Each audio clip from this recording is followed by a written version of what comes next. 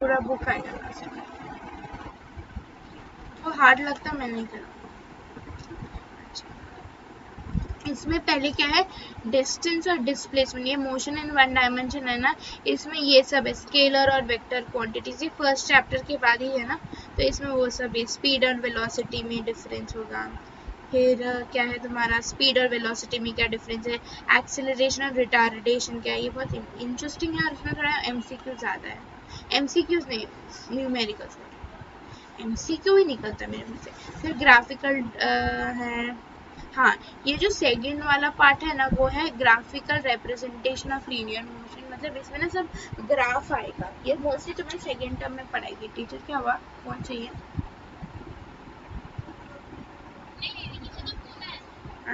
बात करना तो दे दे मम्मी को। नहीं ठीक, graphical representation of linear motion है, ठीक है। तो ये जो बी पार्ट है ना मैं नहीं कराऊंगी क्योंकि ये थोड़ा कॉम्प्लिकेटेड पार्ट है, ये जब टीचर कराएगी तब मैं इसके साथ अच्छे से कर लेना एक बार, जब वो करा देगी तब मैं कराऊंगी, ठीक है समझा, तू मुझे कराना ये पार्ट, समझा, क्योंकि इसमें बहुत डाइग्राम और ये सब है और ये थोड़ा सा हटके है, ठीक है, ये सेकेंड टर्म में आएगा, तो अभी दिमाग खराब करके तो मतलब है नहीं हमारा। और बी पार्ट ऐसा है, और थोड़ा काम करिए मेरे लैपटॉप महाशय, आप क्यों ऐसे काम कर रहे हैं? लैपी डोंट डू एनी नाटक, I will give you full times. फिर है इक्वेशंस ऑफ मोशंस, हाँ इक्वेशंस ऑफ मोशंस करा दूंगी, हाँ ठीक है आ जाओ। हम लोग किसने मारा तुझे, केलू ने या मम्मी ने? केनिशा, रहते हुए तुम लोग को टीवी की जरूरत पड़ती है क्या कभी?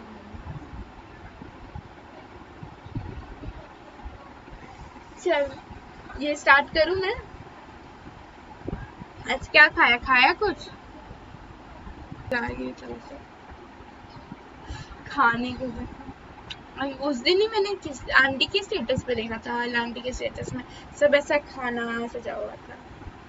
आंटी क्या बनाई थी उसमें, क्या बनाई थी कुछ, हाँ हाँ हाँ, और ये था शायद चटनी, वो लहसुन की चटनी थी शायद ना, तो देख के मुझे ऐसा लगा अभी इडली खाओ, इडली नहीं मैं इडली नहीं खाती, डोसा, एकदम मम्मा बनाती है डोसा, मम्मा को भी चटनी बहुत सही आता है बनाने। चल ये सब चटनी डोसा आएगा रिकॉर्डिंग में, फिर खुशी सोचेगी कि क्या चल रहा है चटनी और डोसा।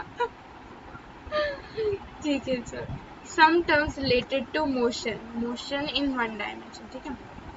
स्केलर और वेक्टर क्वांटिटीज पता है, स्केलर क्वांटिटीज और वेक्टर क्वांटिटीज वो होता है जो देख, स्केलर और वेक्टर में फर्क क्या होता है, स्केलर होते हैं जिसमें डायरेक्शन नहीं, ठीक है, उसमें से उन लोग का मैग्नीट्यूड मतलब न्यूमेरिकल मेजरमेंट होता है, ठीक है, और वेक्टर मतलब जिसमें हम लोग डायरेक्शन को इन कंसिडरेशन लेते हैं, ठीक है, नॉर्थ साउथ ईस्ट, जैसे हम लोग बोलेंगे कि उल्टा जा रहा है सीधा जा रहा है, ठीक है समझा। जैसे सपोज मैंने तुझे बोला डिस्टेंस, डिस्टेंस अगर मैंने तुझे स्केलर बोला तो डिस्टेंस का हमेशा 5 मीटर 6 मीटर 7 मीटर, लेकिन अगर मैंने डिस्प्लेसमेंट बोला तो डिस्प्लेसमेंट में हम लिखेंगे ना कि 5 मीटर ऊपर 5 मीटर नीचे उल्टा सीधा, ठीक है, तो हम लोग पढ़ते पढ़ते पढ़ते अपने को समझेगा।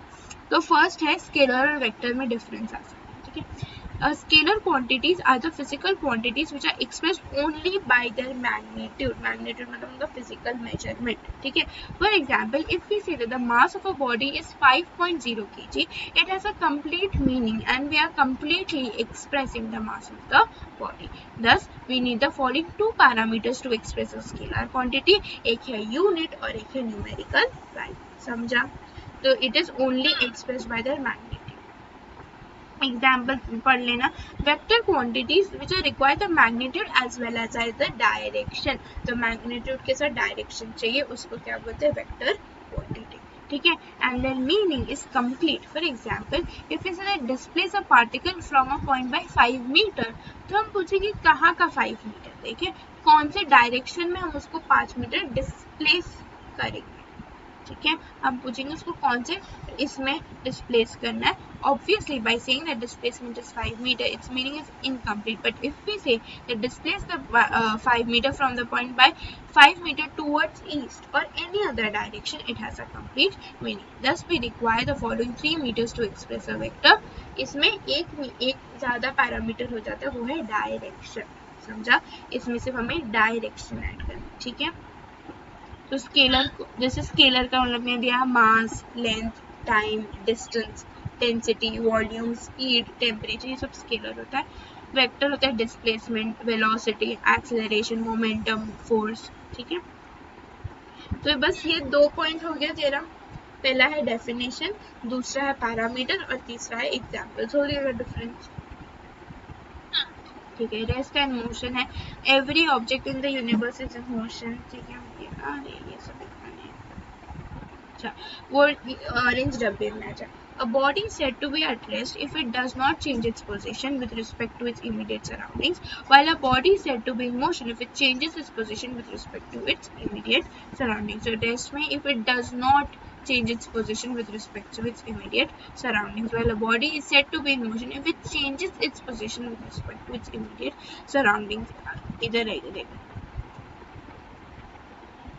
हाँ, उसके ऊपर वाला पैराग्राफ पर, stone lying on the ground it has rest because that a stone does not change its position. Similarly, if you are sitting on a railway platform and look at a tree nearby, we say that the tree is at a rest because it does not change its position with respect to us. But when we see a train leaving the station, we say that the train is in motion because it is continuously changing its position with respect to us. Thus, हाँ मैंने कहा था similar.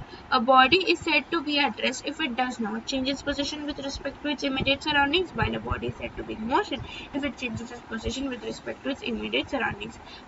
Rest और motion, पत्थर पड़ा नहीं change हो रहा, उधर का उधर ही पड़ा मतलब वो रेस्ट पे.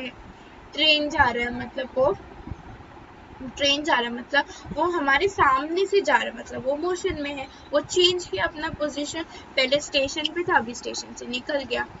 समझा, बस ये लिखा. एक है one dimensional motion. One dimensional motion, अच्छा वो ऑरेंज बॉक्स लर्न करना है. ठीक है, अभी मत लर्न करना, जब मिस पढ़ाएगी ना सेकेंड टर्म का चैप्टर है अभी का. ठीक है, तो जब मिस पढ़ाएगी तब लर्न कर लेना. ठीक है, अभी मत लर्न करने बैठना, दिमाग खराब हो जाएगा. अ बॉडी फर्स्ट वो ऑरेंज बॉक्स पर और उसके नीचे वन डायमेंशनल मोशन. ठीक है, when a body moves along a straight line path its motion is said to be one dimensional motion.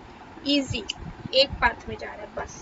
ठीक है, it is also called motion in a straight line. जब भी एक चीज से स्ट्रेट जाता है उसको क्या बोलते हैं, वन डायमेंशनल. समझ आया, वन डायमेंशनल मोशन बहुत easy. When a body moves only along a straight path उसको क्या बोलते हैं, लीनियर या रेक्टिलिनियर मोशन. समझा, जैसे अगर एक पत्थर नीचे गिर रहा है तो वो एक स्ट्रेट लाइन में ही आएगा. ठीक है, कार एक स्ट्रेट रोड में मूव कर रहा है. ठीक है, कोई जैसे तेरे घर से मेरे घर पे आते हैं. ठीक है, तो होटल पैराडाइज से जब हम लोग ऐसे ये करते तो जैसे स्ट्रेट ही रहते ना, सिग्नल तक स्ट्रेट ही जाते हम लोग, तो उसको क्या बोलेंगे, वन डायमेंशनल. ठीक है, there is no movement in a lateral direction. Lateral मतलब साइड में नहीं जाते हम लोग, घूमने का फिरने का नहीं. ठीक है, और टू डायमेंशनल मतलब if a body moves on a plane along a curved path मतलब टर्न मारते तो उसको क्या बोलते हैं, two dimensional. If it moves in the space उसको थ्री डायमेंशनल बोलते हैं. ठीक है, हमें इतना नहीं पढ़ने. लैटरल इन डायरेक्शन मतलब साइड वे. लैटरल मतलब हमेशा इधर इधर नहीं जाता, ऐसे ऐसे नहीं जाता. समझा, ऐसे ऐसे. जब कर्व मारते तो हम लोग का स्ट्रेट से हम लोग थोड़ा हिल जाते ना, स्ट्रेट से हिल जाता है उसको लैटरल थे. लैटरल मतलब आजू बाजू. समझा, तो हम आजू बाजू का मोशन करते तो वो लैटरल वो सही टू डायमेंशनल में आ जाएगा. अभी के हमें क्या याद रखना है, वन डायमेंशनल. हम लोग को है ही सिर्फ वन डायमेंशनल मोशन. ठीक है,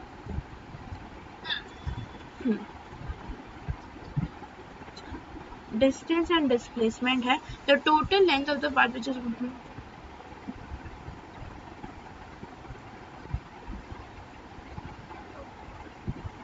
अच्छा अच्छा अच्छा, ठीक है. डिस्टेंस क्या होता है, डिस्प्लेसमेंट क्या होता है. अच्छा, सबसे पहला है कि डिस्टेंस और डिस्प्लेसमेंट एक है स्केलर क्वांटिटी और एक है वेक्टर क्वांटिटी. ठीक है, एक है स्केलर दूसरा है वेक्टर क्वांटिटी. ठीक है। तो distance is the total length of the path through which a body moves is called the distance travelled bye. मतलब जितना जितना मैंने अपना डिस्टेंस कवर किया है उसको क्या बोलेंगे, डिस्टेंस। मतलब जितना भी मैंने पाथ कवर किया मतलब वही डिस्टेंस उसको, जितना मैंने कवर किया। लेकिन डिस्प्लेसमेंट क्या होता है, डिस्प्लेसमेंट होता है shortest distance from the initial to the final position of the body.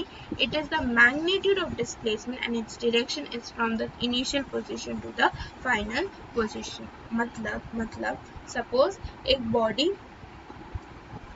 इधर डायग्राम है क्या, हाँ, फिगर 2.4 देख, ठीक है।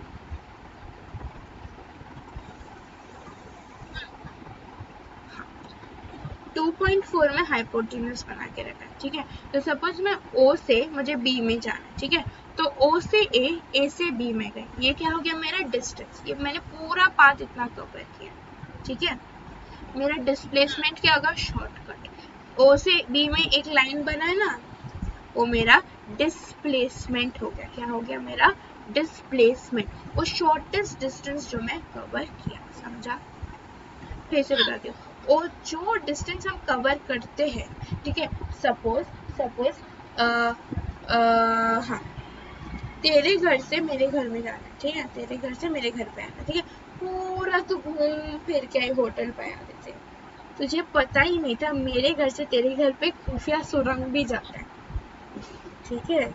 तो वो खुफिया सुरंग के आगे वो शॉर्टेस्ट हो जाएगा, वो शॉर्टेस्ट डिस्प्लेसमेंट हो जाएगा। तो शॉर्टेस्ट उसको क्या बोलते हैं, डिस्प्लेसमेंट, ठीक है। तो वही लिखा, तो shortest distance from the initial to the final position, जो हम लोग ने कवर नहीं किया है उसको हम डिस्प्लेसमेंट बोलते। मोस्टली हम लोग कवर नहीं करते, हमारी मर्जी। समझा इतना, कुछ समझा।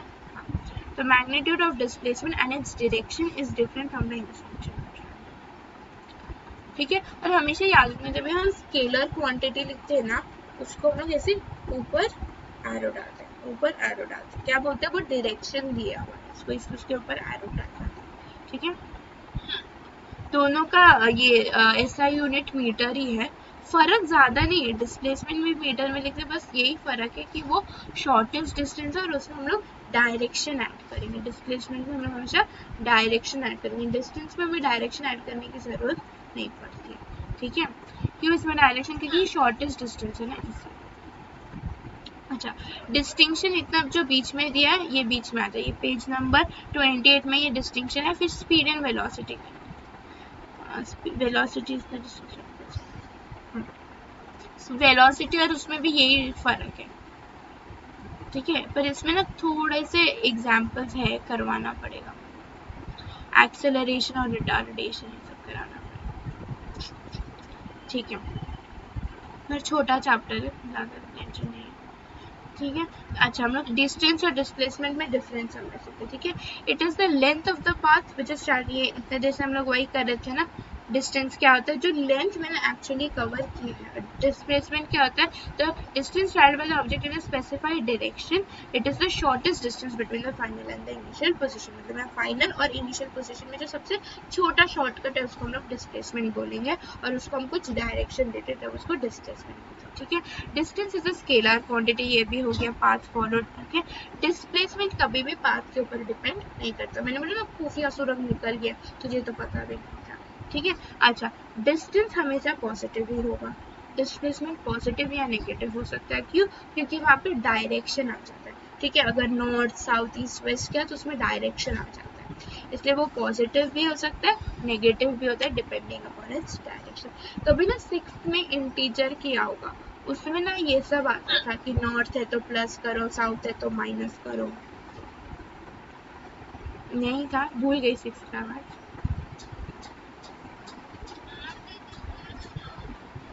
नहीं किया कि अगर हम लोग नॉर्थ 5 मीटर जा रहे तो +5 करो, अगर हम लोग साउथ जा रहे तो -5 करो, नहीं किया कभी।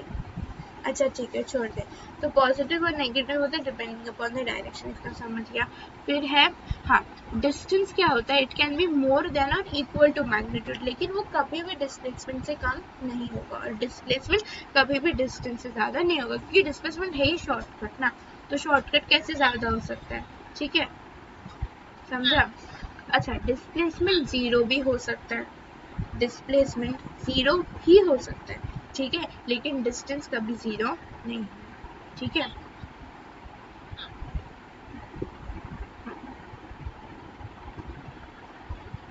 ठीक है, इट मे नॉट बी, अच्छा सॉरी, डिस्टेंस जीरो हो सकता है, लेकिन अगर डिस्प्लेसमेंट जीरो है तो डिस्टेंस जरूरी नहीं है कि डिस्टेंस भी जीरो, ठीक है। अगर डिस्प्लेसमेंट जीरो है, ठीक है, तो जरूरी नहीं, वो शायद लंबा ऐसा घूम के गया होगा, मैं क्या पता, समझा बस। हाँ, if it is zero, distance is zero, but it cannot be zero even if the distance is not, ठीक है। अगर डिस्टेंस जीरो है तो डिस्प्लेसमेंट जीरो ही होगा, क्योंकि वो शॉर्टेस्ट पाथ है कवर करने का, लेकिन it can be zero even if the distance is not zero. अगर डिस्टेंस जीरो ना हो, ठीक है, फिर भी डिस्प्लेसमेंट जीरो हो सकता है, मैंने बोला ना घूम के चला गया, तो समझा। और डिस्प्लेसमेंट के साथ हमेशा एक डायरेक्शन। अभी इसको इतना ना कॉम्प्लिकेट नहीं समझ आ रहा ना, इतना कॉम्प्लिकेट नहीं करने का, जितना मार्क करा है वो पढ़ने का, ये डिस्टेंस और डिस्प्लेसमेंट का डिफरेंस पढ़ने चले जाना, ठीक है। डिस्टेंस और डिस्प्लेसमेंट का डिफरेंस करके चलिए, एनी 3-4 पॉइंट कर ले ज्यादा। अच्छा, स्पीड और वेलोसिटी में क्या फर्क है? स्पीड और वेलोसिटी में सेम फर्क है जितना डिस्टेंस और स्पीड में। स्पीड में क्या है, डायरेक्शन नहीं आता, वेलोसिटी में डायरेक्शन आ जाता है, ठीक है। तो वही डेफिनेशन ऑफ स्पीड है, डिस्टेंस अपॉन टाइम, वो सब बच्चों जैसा है, क्या बोलूँ।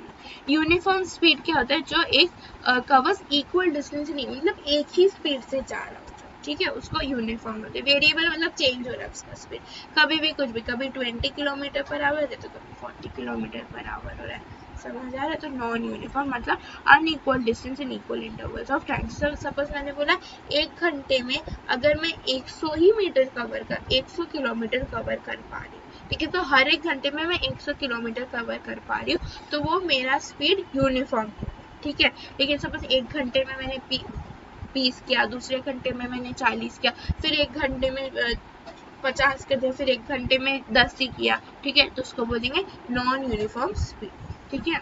मेरा डिस्टेंस चेंज हो रहा, ठीक है, समझा। तो वो भी दिखा यूनिफॉर्म नॉन यूनिफॉर्म, उसका जो है ना डेफिनेशन से याद करना, ज्यादा कुछ नहीं। Instantaneous speed भी ध्यान, when a speed of a body keeps on changing its speed at any instant measured by the finding the ratio of the distance in a very short interval of time to the time interval, क्या लिखा,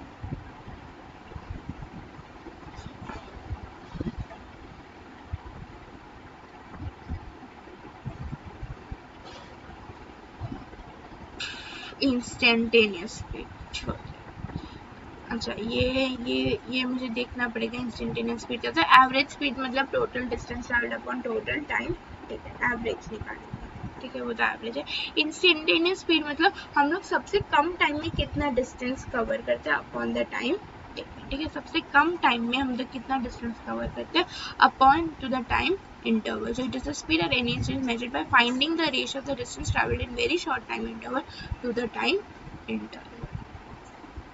जैसे instantaneous speed, speedometer जो होता है ना हमारे vehicle में, scooty में देखा होगा, वो इंस्टेंटेनियस स्पीड में ये करता है। ये मैं देखती हूँ इंस्टेंटेनियस स्पीड, उसको मार्क करके रखना।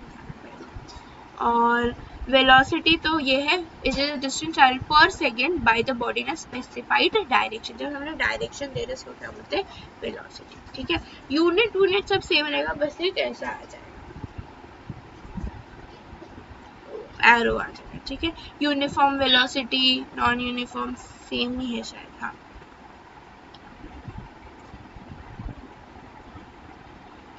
बस नॉन यूनिफॉर्म वेलोसिटी में क्या डायरेक्शन भी चेंज हो जाता है, बस उसमें डायरेक्शन आ गया ना। अच्छा, ये हम लोग बाद में करते हैं डिस्टिंक्शन बिटवीन, इसको लेट हो जाएगा, ठीक है, मुझे भी लेट हो जाएगा। हम लोग स्पीड और वेलोसिटी से नेक्स्ट टाइम चालू करेंगे, फिर लाइट करेंगे, ठीक है, फटाफट कवर हो जाएगा। इसमें एक और 2-3 ही टॉपिक है, समझा, चलेगा, ठीक है। ये अभी पढ़ना मत, ये बाद में पढ़ना जब मैं पढ़ाई, ठीक है।